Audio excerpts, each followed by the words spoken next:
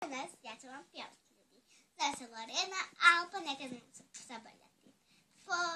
Nekad će sam lijepo pjevat kao Percy Jackson, Percy Maxwell. Sad ću vam pjevat Srce do daljnog srce. Srce je daljeno od vašeg srca ljubitelja.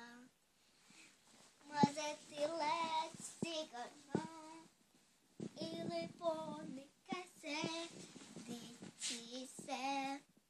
Ponekada vidiš bebe zmajeve, od srce tog svoga srce to zmajeva. Sigurno ti može otići to srce, ako vidiš nešto lijepo. Sigurno možeš to srce, to bebe zmaja.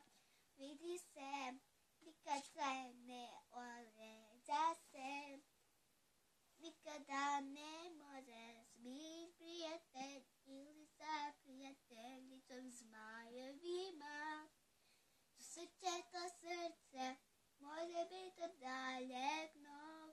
Dođite kod mene, gledat ćemo svaka životinje moje. Samo nekad dođe moje prijatelji, bil prijateljice, samo nekad dođeju. Dođu. Nekada dođu. I zato kažem.